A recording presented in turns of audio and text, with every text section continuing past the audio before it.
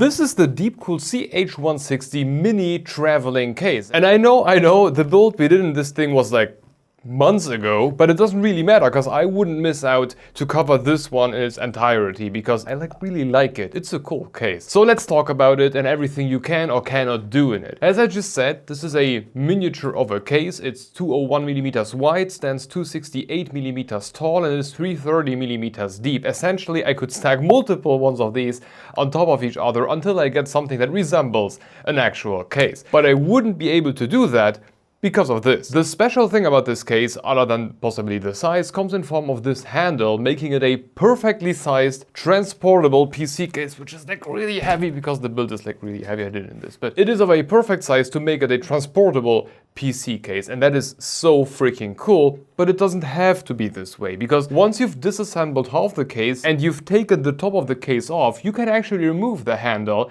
and DeepCool designed this thing in such a way that removing it doesn't destroy the design. It just leaves you with the same pattern across the entire top panel. And yes, of course, DeepCool thought about using more than just 2 screws, and each of them isn't just like a regular old PC screw, like the shorter ones, like these here. No, they are really long because they need to take some weight on. So yes and no, this is an easily transportable case, but if that wasn't your goal in the first place, and all you want is like a mini PC staying on the table, there you go, just remove it. But before I destroy the entire continuity of this video, let's restart at the beginning where everything starts. The CH160 exists in black and white, and there is a mesh subversion of this. But for today, we are going to go with the regular one, which has the left side covered by a tempered glass side panel. This one is screwed in the back of the case, and it uses hooks to hold onto the front panel of the case. Quality-wise, it's, I would say, more than all right. It's 3 millimeters thick, and it has this anti-vibration pad at the top where it touches the other parts of the case. Similarly to the glass panel, pretty much every part of this case is just screwed in rather than popped or slid or whatever. And I see how that may come across as, let's say, inconvenient for building, but once the entire thing is together, all of this screwing adds an enormous amount of rigidity to the entire structure. Something that you definitely want to have if you're going to move around with this thing. The bottom part where the I/O panel sits, also 2 screws, and the top panel can be unscrewed with the screws that have this little screwdriver symbol stamped in, which, by the way, is totally unnecessary, but it looks kind of cool, kind of cute, which, yeah, frankly, a cool little detail, and DeepCool has a bunch more of these around. Like, for example, the dust filter. The top one, for example, because the top panel has a dust filter underneath these DeepCool logo-shaped holes, and it's an entire square with a plastic border that clips in instead of like just a magnetic dust filter fabric thing which just falls down. No, it has a structure, and it's kind of cool. Anyway, it's a mini PC, hence this is also for mini ITX motherboards only. And the compatibility of things is complicated and requires a bit of thinking and planning in order to avoid any walls. So let's untangle that shit show. The easy part is the CPU air cooler height limit. There is just 172 millimeters until you start hitting the glass panel. Sounds rather easy, and 172, especially for this type of form factor, is quite good. Like, you can see the monstrosity of a cooler that I've installed in here. The GPU is not so easy. The base max length of a potential GPU can be up to 310 millimeters long and triple slot. So technically you can install pretty long cards, even beasts that are out right now, and you've got about 18 centimeters worth of depth, ignoring the PCIe slot, to make sure that the ugly ass NVIDIA Octopus also fits in there. But on paper, at least according to DeepCool, that up to 300 plus millimeter GPU length is limited by the type of PSU that you are installing. The PSU goes towards the front end of the case, and by default the case is set up for SFX and SFXL PSUs, which are supposed to be installed to the right of the motherboard. 2 screws using the holes of the, let's say, motherboard panel, and the third one using this little bracket over here. As far as choking goes, DeepCool did think about stuff. The back panel has the appropriate ventilation going, and the hot air will be pumped out towards the top, so everything makes sense here. In case you would like to install a regular ATX size PSU like I did, things change. Now that additional bracket needs to be relocated towards the glass side of the case, and the PSU has to be turned around, now pulling air from the front of the case and keep pushing it towards the top. Technically you could also turn it around and then let the PSU fight with the CPU cooler if it is an air cooler, but that's like really stupid, so don't do that. Anyway, this is then where that 230mm GPU limitation comes into play that DeepCool is saying on the spec sheet. However,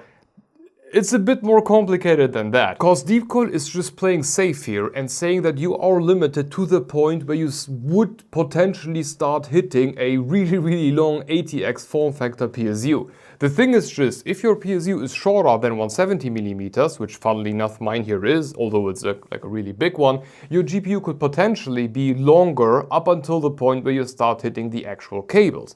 Or let's say you take like a really short one, like a 150mm ATX PSU, which is like I think the shortest that exists, and there you've got more than 230mm. But this is still a mini ITX case, and if compatibility and the best possible cooling is on your mind, just stick to SFX PSUs. They are smaller, they give you more room, especially for the cable management, and you don't lose half the front panel that you will need, or that you may want to need for any fan setups. On another side note, but also like a very important one, SFX and SFXL PSUs are not limitless. If your cooler is as oversized as the one I've used on here, and yes, I am aware how massively I overdid this is like a 245K underneath that monster. Anyway, if the cooler extends the mini ITX form factor like to the right, you could come into trouble, because the right fan can protrude above the PSU, forcing you to lift it up to give the PSU that 60-65mm that it needs, or that every SFX PSU will be anyway. Keep that in mind if you choose a cooler, just because it's essentially the same thing as with RAM, for example. You will need to push up the right fan and then suddenly you touch the glass and then nothing works, and yeah, just don't oversize the cooler in here. And to end the PSU talk, to power this thing, we got the DeepCool extension. On one end into the PSU and the other one out in the back through this like prepared hole. And from there you can just plug it in using a regular PSU cable. And now let's talk fans. In total we can install up to 4 120mm fans in here. One goes into the back and the other one can be installed in the front using 2 screws and this multifunctional bracket. And here again, PSU limitation. If you're using an ATX PSU, you lose the entire, almost the entire front. No fan will go in there anymore. And you can only use this whilst also using a SFX or SFXL PSU. Oh, and drives. This multi-bracket over there is also where drives would go. And this is actually both a 360 or a 3.5 inch drive. Not simultaneously, of course, but you can use it in tandem with a fan. And to make stuff even more complicated, in case you are running on an ATX power supply, you can, or the 3.5 and 2.5 inch functionality of the bracket is still intact. You cannot mix the ATX power supply with a fan, but you can do it with a hard drive. Anyway, back to the fans, or like the last two, which are using these two rails here in the top. By default, it's complicated. No, by default, you've got a hard limit of 245mm of rail until you start hitting the PSU plug in case you're using an ATX power supply. So this is really 120mm only, and DeepCool didn't even drill additional mounting holes to transform these into 140s. So this is just out of the question, it's 120mm only. And that's not a lost feature, because you would be hitting so much more stuff if you tried to slap 140s in there. I tried, you hit so much stuff. Anyway, these are complicated, and sometimes, like for me, in this case here, they are just utterly useless. As you can see, the build we did in here, I wouldn't be able to get anything in there, not even like a thin 50mm P12. And that's not DeepCool's fault, it's due to the totally overpowered CPE air cooler I used in here. In case you didn't use such a brick, you could install 2 120mm fans onto these rails, of course with additional limitations.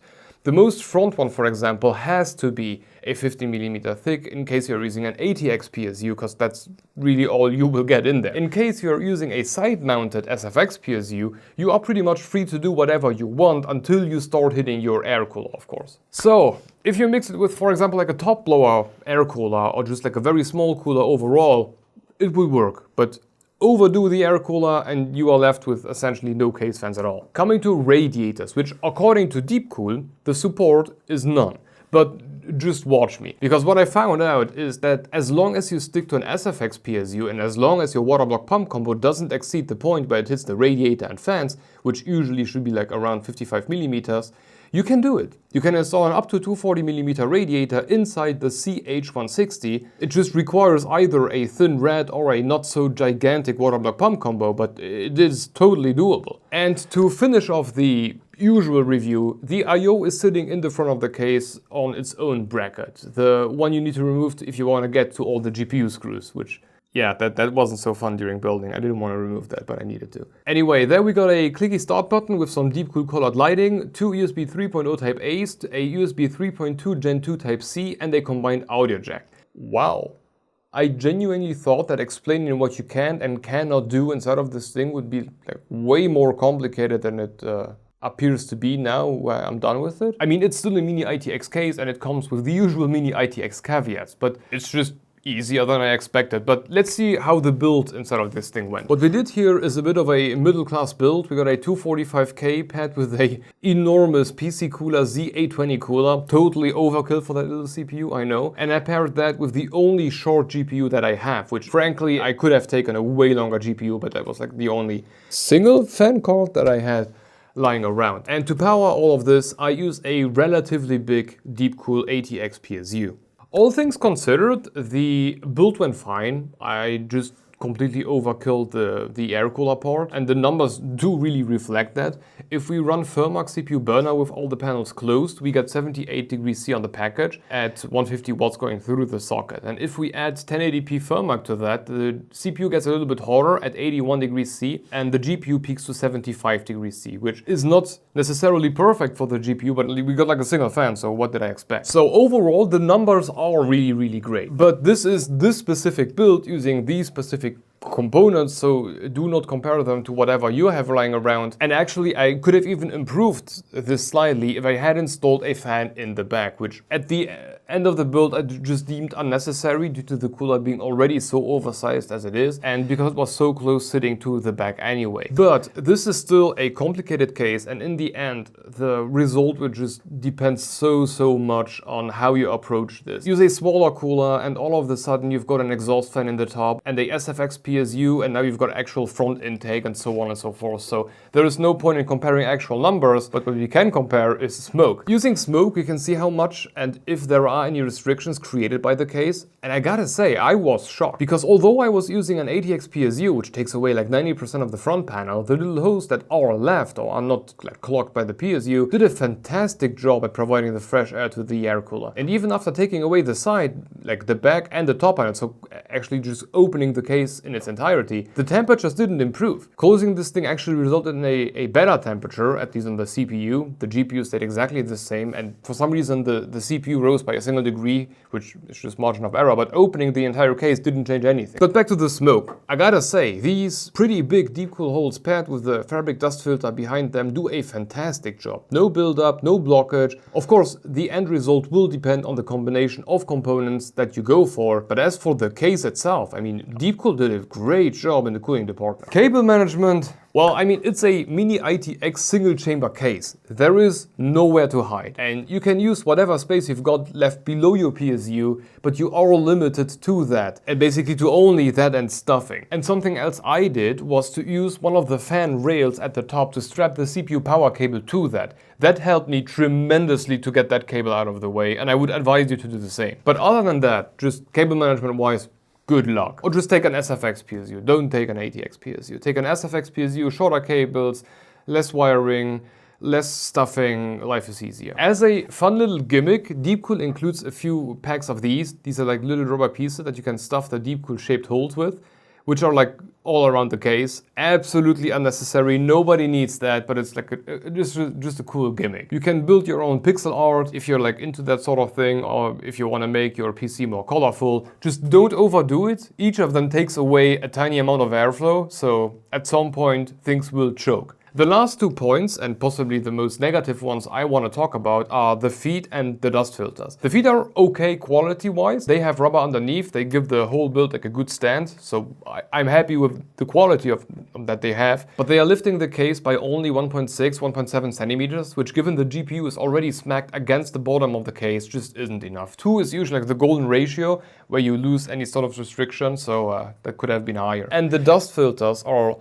also like a positive and a negative thing simultaneously. I love that they are not like magnetically attached and that like just sheets. They do come with a cool like plastic border which makes everything feel way more premium and less flimsy. But to get them out for cleaning, it's just a pain in the ass. For the top one, you have to take apart every panel of the case. And for the front and bottom one, you have to start taking apart the build itself, which is, yeah, then nobody will ever clean them. And the back panel doesn't come with anything at all or nothing other than like thinner holes. Not sure if that's enough, but yeah, there is no filter on there whatsoever, which will be cleanable. So if you got an SFX power supply, it will suck in the air straight through the holes. If the holes are definitely not small enough to like restrict all the dust, so yeah. But other than these two mini issues, I gotta say, I had a hard time finding things that DeepCool could have done differently. Like I was looking for a long time which mistakes or what bad decisions DeepCool did, which could have improved the case, and I just didn't really find one. In the beginning, I was looking for ways to get a 140mm fan in there by like, for example, pushing back one of the top fan rails, but that would have collided with the PSU, and so did every other idea that I had, like in the front. So I gotta say, for what it is, a mini ITX traveler type of case, DeepCool did a fantastic job. Cooling-wise, it does perfectly fine, and I'm even shocked at how well the air can go around that ADX PSU. And compatibility-wise, I mean, it just is what it is. Mini ITX case, you are limited, you have a limit on the CPU air cooler,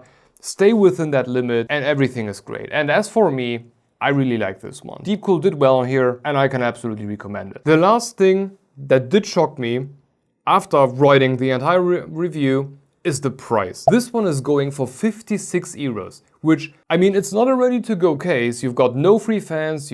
Granted, I didn't use any, but if you do an actual build, I would recommend you to get any fans. 56 euros for 8. But the thing is, mini ITX cases tend to be way more expensive than they have to be. And considering what this is, and what you can do with it, and especially like the overall quality, 56 euros, absolute recommendation. So if you're looking for a case which you can just like pick up and then walk out the door, this is for you. Or if you want to have like just a mini standing PC, just take off the strap. I mean, 56 bucks.